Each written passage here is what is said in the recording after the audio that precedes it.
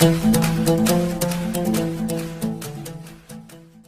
सभी लोगों का स्वागत है आपके अपने परिवार फ्यूचर ऑनलाइन क्लासेस सोनपुर में।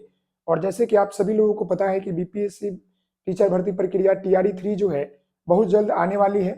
और इसको नजर रखते हुए आपके जो है बीपीएससी के सिलेबस जो है सोशल साइंस यानी सामान्य अध्ययन में जो आपके इतिहास, भूगोल, इकोनॉमिक्स, आपके सिविक्स और आपके बिहार के जितने भी इतिहास, भूगोल, सिविक्स है, करंट अफेयर है और पर्यावरण अध्ययन है, इसमें जो है क्या पढ़ना है, कितना पढ़ना है, ये सभी चीजें मैं आपको बताने वाला हूं। तो आप सभी लोगों से निवेदन है वीडियो को लाइक शेयर जरूर कर दीजिएगा, समझ गए।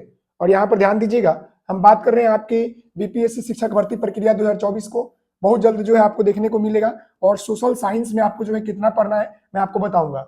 सोशल साइंस का वेट जो है ना, वेटेज अगर हम बात करेंगे तो काफी ज्यादा है, समझ गए। वेटेज अगर हम बात कर लेंगे तो ज्यादा है, काफी ज्यादा है।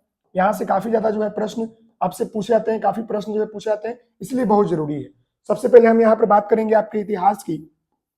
तो इतिहास से जो है आपका प्रश्न जो होता है 10 से 12 प्रश्न पूछे जाते हैं, समझ गए। जिसमें आपका प्राचीन इतिहास और आपका मध्यकालीन इतिहास यानी भारत और आपका जो है आधुनिक भारत। कहने का मतलब है कि इसमें सबसे ज्यादा जो प्रश्न पूछा जाता है ना, वो आधुनिक भारत से 5 या 6 पूछा जाता है, इससे 2-3 पूछा जाता है, इससे आपका 2-3 पूछा जाता है। यानी इतिहास की प्रश्नों की बात करेंगे तो आपका प्राचीन इतिहास से प्रश्न पूछे जाते हैं, मध्यकालीन इतिहास से पूछे जाते हैं और आधुनिक इतिहास से पूछे जाते हैं।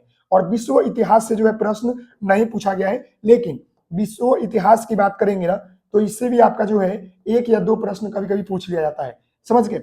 इससे भी प्रश्न पूछ लिया जाता है। तो याद रखिएगा कि जो सामान्य अध्ययन का हम जो सिलेबस आपको बता रहे हैं, इसमें सबसे ज्यादा जो पढ़ने की जरूरत है वो आपका आधुनिक भारत है। क्या है? आधुनिक भारत। सबसे ज्यादा यही से प्रश्न पूछा जाता है।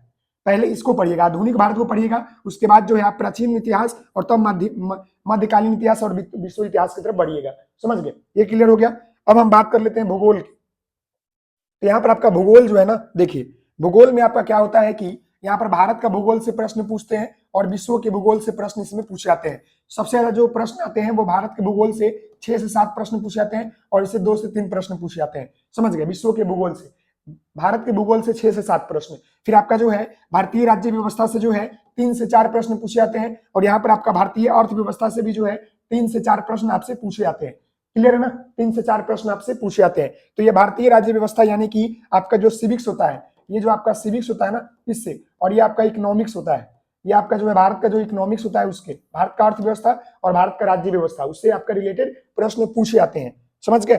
अब जो है आपके टीआरई 3 में आपके बिहार से भी प्रश्न पूछे जाएंगे। तो बिहार की बात कर लेंगे तो बिहार के आपके पोर्शन क्या है ये समझ लीजिएगा। बिहार से आपका जो प्रश्न होता है ना 3 से 4 प्रश्न पूछे जाते हैं, जिसमें आपका जो है बिहार का इतिहास से प्रश्न पूछते हैं, बिहार का भूगोल से प्रश्न पूछेंगे, बिहार का राज्य व्यवस्था से और बिहार का जो है अर्थव्यवस्था से, समझ गए। ये सभी चीजों से जो है आपको 1-1, 2-2 प्रश्न पूछते हैं बिहार से, समझ गए ना। आगे बढ़ते हैं। तो आगे यहाँ पर आप देखिएगा तो ये आपका जो पर्यावरण अध्ययन है यानी जो आपका ईवीएस होता है ना, इससे आपका जो है 4 से 5 प्रश्न पूछेंगे और ये करंट अफेयर से आपका जो है 4 से 5 प्रश्न इससे भी पूछते हैं। यानी टोटल अगर हम बात कर लेंगे तो 40 से 50 प्रश्न इससे ही पूछे जाते हैं, ये आपका सामान्य अध्ययन से, समझ गए। पूरा ये आपका इसमें भूगोल, इतिहास, सिविक्स, इकोनॉमिक्स, ये सभी चीजें जो है आपका आ जाता है। तो आशा करते हैं कि आपको ये वीडियो पसंद आई होगी। आप सभी लोगों से निवेदन है, इस चीजों को पढ़ने के लिए आप लोग लूसेंट बुक का प्रिफेयर कर सकते हैं, उसको पढ़ सकते हैं, बेहतर है।